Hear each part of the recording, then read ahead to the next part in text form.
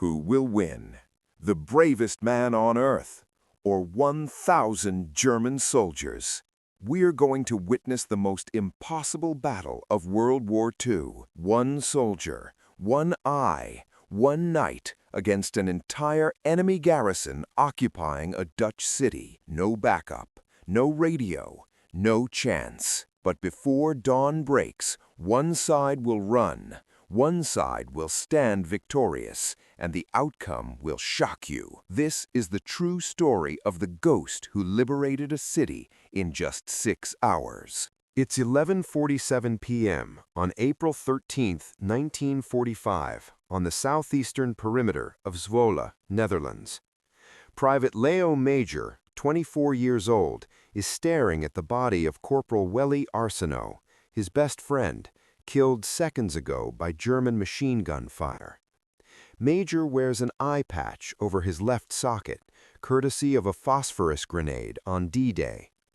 He's carrying a Sten submachine gun, a spare, and a sack of Mills bombs. The city ahead holds an estimated garrison of several hundred to over 1,500 German soldiers, including Waffen-SS units. Major's orders were to scout, report, and withdraw. Instead, he picks up Arsenault's weapon and walks into the city alone. By early April 1945, the Régiment de la Chaudière, a French-Canadian infantry unit that landed on Juno Beach 11 months earlier, is pushing through the eastern Netherlands. The campaign has been brutal. After liberating France and Belgium, the Canadians spent the winter fighting through flooded Dutch polders, clearing mines, and pushing German forces back toward the Reich. Zwolle sits on the western bank of the IJssel River, a natural barrier protecting the remaining German-held territory to the north. Control of Zwolle means control of the IJssel crossings, and control of the IJssel means the road to Germany lies open. The city's 50,000 civilians have endured 5 years of occupation. Food is scarce. Resistance members have been executed in public squares. The Gestapo maintains an active headquarters on Lütkestraat. Canadian Command plans a dawn artillery barrage, followed by a frontal assault on April 14th. Standard doctrine: soften the target with high explosive shells, then send infantry through the rubble. If that happens, the old city center, medieval brick, narrow streets, irreplaceable, burns. Major's reconnaissance mission was meant to locate German strongpoints and contact the Dutch resistance before the bombardment. Now Arsenault is dead, and Major decides the mission parameters just changed.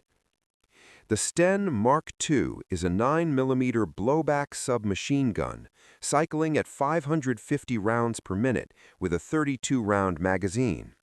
It weighs 6.6 pounds unloaded, feeds from a side-mounted magazine prone to jamming if struck, and features a wire stock that can be folded for close quarters work. Effective range is roughly 100 meters. Beyond that, the open bolt design and short barrel scatter the rounds. Major is carrying at least 8 magazines and an unknown number of No. 36 Mills grenades, cast iron, 7-second fuse, lethal radius about 15 meters. He also carries Arsenault's Sten, giving him 64 rounds of immediate firepower before reloading. Zwolle's layout favors defenders: cobblestone streets that echo footsteps, 2- and 3-story buildings with tight sight lines, multiple bridges over interior canals that create natural choke points. The German garrison includes elements of Wehrmacht rear echelon troops, supply, administrative, security units, and Waffen-SS units retreating eastward, equipped with MG-42 machine guns capable of 1,200 rounds per minute, and Panzerfaust anti-tank weapons. Visibility at night is near zero without streetlights, which have been dark since 1940. Major has no radio, no backup, no night vision equipment, and one functioning eye. His depth perception is compromised. Judging distances beyond 50 meters requires guesswork. At approximately 12:05 a.m., Major reaches the German position that killed Arsenal. He estimates 4 men in a sandbagged position covering the main southern road, an MG-42 on a tripod mount, ammunition boxes stacked waist-high. The gun has interlocking fields of fire with at least 2 other positions he can't see. A frontal assault is suicide. He circles west about 60 meters, using a drainage ditch for cover, moving slowly to avoid noise on the gravel. He tosses 2 grenades in a 4-second interval. The first lands inside the nest. The second bounces off the sandbags and detonates at ground level, catching 2 soldiers scrambling out.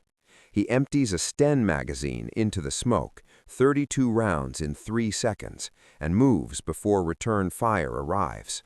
The gunfire echoes off brick facades, multiplying the sound, making 4 rifles sound like 40.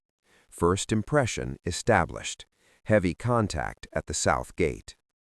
Major enters the city proper around 12:20 a.m. and finds a Dutch resistance safe house pre-identified in his briefing. The contact, whose name remains unrecorded for security reasons, confirms roughly 600 to 800 Germans in the city, concentrated near the Gestapo headquarters on Lütkestraat and an SS command post farther north. Most are demoralized. Officers know the war is lost. But SS units are still executing deserters, and the Gestapo is still arresting civilians. The resistance has perhaps 30 fighters with improvised weapons, hunting rifles, captured pistols, and no ammunition to spare. Major proposes a coordinated deception. He'll simulate a multi-company attack moving east to west across the southern sector, while resistance members spread the word through the civilian network that thousands of Canadians are crossing the Isle River upstream and downstream, encircling the city. The Dutchman thinks he's insane, but agrees. They synchronize watches. The deception begins at 12:30 a.m. Major begins a pattern. Move 200 meters, fire a full Sten magazine into a German-occupied building or checkpoint, throw 2 grenades, reload on the move, repeat. The key is never staying in one position longer than 10 seconds. Fire, move, fire again from a new angle. Make them think they're facing squad-level opposition at minimum. At 12:45 a.m., he engages a 4-man patrol near the train station, dropping 2 with a 6-round burst at 40 meters and forcing the others to retreat north. He doesn't pursue. He moves west instead, crossing 2 streets, and fires into a barracks window from 100 meters. The Sten rounds barely reach, but the muzzle flash and noise achieve the objective: confusion. At 1:10 a.m., he suppresses a machine gun team on a bridge spanning an interior canal, pins them with grenade fragments, then closes to 30 meters and captures 8 soldiers at gunpoint. They're young, 18, maybe 19, terrified. He marches them to a resistance contact point, hands them over, and is back in action by 1:25 a.m. The captured Germans report to their captors that they're facing at least a full company, maybe more, with automatic weapons and grenades. The story spreads through the German command structure. At 1:50 a.m., Major reaches the Gestapo headquarters on Lütkestraat. The building is 3 stories, stone construction, lights visible on the 2nd floor where officers are still working. He fires 1 Sten magazine through the ground floor windows, throws 4 grenades into the entrance foyer, then sets the ground floor ablaze using gasoline cans stored in an adjacent garage. Flames climb the facade in under 3 minutes. The fire is visible across the city, a signal to both Germans and Dutch. The old order is burning. By 2:15 a.m., German troops are repositioning eastward, assuming Canadian armor is pushing in from the south and west. Major intercepts a retreating squad near the old church square, fires from a rooftop position, and forces 10 men to surrender. Another group is brought in by resistance fighters who spread the story of encirclement. Canadians everywhere, tanks crossing the IJssel, artillery zeroed on every exit. At 3 a.m., Majors personally captured or killed over 30 enemy soldiers. Major identifies the SS command post in the northern district. This is different. Wehrmacht troops are conscripts who want to go home. SS personnel are ideologues who execute prisoners. He approaches from the east, using row houses for concealment, and observes at least 12 SS personnel in and around a two-story administrative building. Sentries are posted. Officers carry sidearms.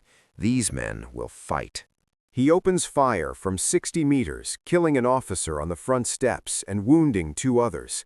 Return fire shatters windows around him, Mauser rifles, disciplined 3-round bursts. He moves to a new position 40 meters south, tosses grenades through a side window, and engages soldiers escaping through the rear. 4 SS men are killed in the courtyard. The rest withdraw toward the IJssel bridges. Inside the building, Major discovers Dutch civilians being held as forced labor, and SS personnel disguised in civilian clothes, attempting to blend with the captives. He identifies them by their boots, Wehrmacht issue leather, polished, not the wooden clogs worn by Dutch workers. He disarms and detains 7 men, turns them over to the resistance, and continues his circuit. By 4:30 a.m., the German garrison is collapsing. Officers have lost contact with multiple strongpoints. The Gestapo headquarters is burning. Prisoners report coordinated attacks from 3 directions, and rumors place Canadian forces at battalion strength inside the city. The senior Wehrmacht commander orders a general withdrawal across the IJssel River, abandoning Zwolle to avoid encirclement and preserve his remaining forces for the defense of Germany. Major watches columns of troops moving east in the pre-dawn darkness, crossing the river bridges under no harassment. He does not pursue. His mission was to save the city, not rack up a body count. At approximately 5 a.m., the last German soldiers leave Zwolle. Major returns to Canadian lines at 6:10 a.m. He reports to his commanding officer that Zwolle is secure, the resistance is in control, and no artillery is necessary. Troops from the Régiment de la Chaudière enter the city 2 hours later and meet no opposition. 50,000 civilians emerge from basements and shelters. Major has been awake for 27 hours, fired an estimated 640 rounds of 9mm ammunition, thrown roughly 20 grenades, captured or killed over 50 enemy soldiers, and saved an entire city from bombardment. He refuses medical treatment and remains with his unit. When asked why he did it, he shrugs. Someone had to. Major is awarded the Distinguished Conduct Medal, Britain's second-highest gallantry award for enlisted men, for the Zwolle action. He refuses a previous DCM recommendation because it would be presented by Field Marshal Montgomery, whom he despises for tactical decisions that cost Canadian lives. In 1951, during the Korean War, Major earns a second DCM for single-handedly capturing a strategic hill, becoming the only Canadian ever to receive the medal twice. He returns to Montreal after Korea, marries Pauline de Croissel, raises 4 children, and works as a pipe fitter until retirement.